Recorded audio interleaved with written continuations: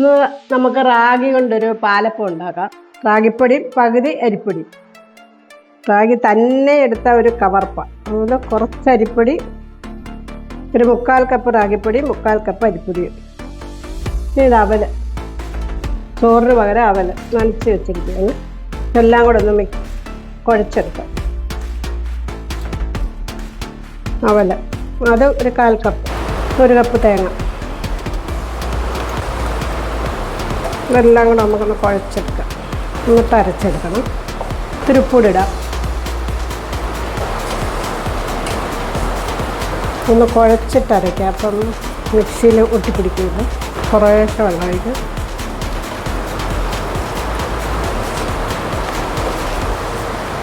ഉണ്ടോ, റാഗിപ്പൊടി തന്നെയാണെ ഭയങ്കര കളറായിരുന്നു. അത് രണ്ടും കൂടെ ആയിട്ടുണ്ടോ. മിക്സിയിലോട്ട് ഇട്ടിട്ട് ആവശ്യത്തിന് വെള്ളം ഒഴിക്കാം. ഇത് മിക്സി അല്ലേ, ജാറിലോട്ട്.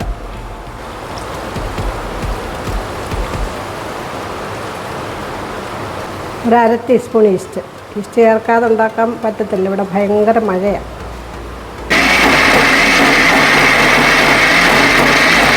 ഇങ്ങനെ നല്ലപോലെ അരച്ചെടുത്തത്. ഇതിനെ 1 മണിക്കൂർ നമുക്ക് അടച്ചു വെക്കണം.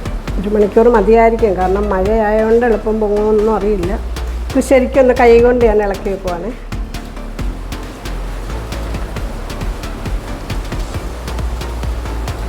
ഇത് നമുക്ക് 1 മണിക്കൂർ അടച്ചു വെക്കാം. 1 മണിക്കൂറിന് മുന്നേ പൊങ്ങുവാണെങ്കിൽ അപ്പോൾ പറയാം.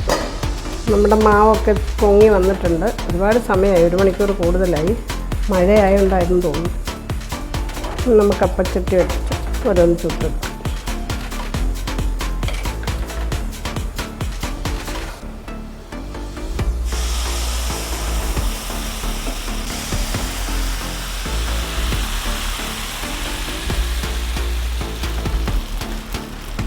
ഹോളൊക്കെ വേവിച്ച് അത് അടച്ചു വെക്കാം.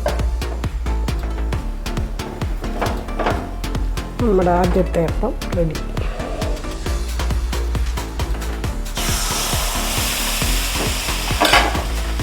ഇതെല്ലാവർക്കും കഴിക്കാൻ പറ്റിയ അപ്പമാണ്. ഷുഗറുകാർക്കും ഒക്കെ കഴിക്കും. റാഗിയാണ്, മധുരം ഇട്ടിട്ടില്ല.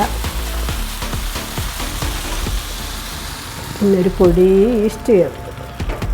അത് പെട്ടെന്ന് ഉണ്ടാക്കിയിട്ടുണ്ട്. ഈസ്റ്റ് ചേർത്ത്, അല്ലെങ്കിൽ ഈസ്റ്റൊന്നും ചേർക്കാതെ അരച്ച് വെച്ച് പിറ്റേന്ന് ഇട്ടാൽ മതി. നമ്മളിപ്പോൾ ഒരു 3-4 അപ്പം ചുട്ടു. ബാക്കി പിന്നെ ഇടുന്നുള്ളൂ. റാഗി അരിപ്പൊടിയും കൂടെ ചേർത്ത് പാലപ്പം റെഡി. ഇത് തിന്നാൻ നല്ല ടേസ്റ്റാണ്. ഞാൻ ഉണ്ടാക്കി നോക്കി കഴിച്ചിട്ടുണ്ട്. റാഗി തന്നെ എനിക്കിഷ്ടപ്പെട്ടില്ല, അതിനാണ് അരിപ്പൊടിയും കൂടെ ചേർത്തത്.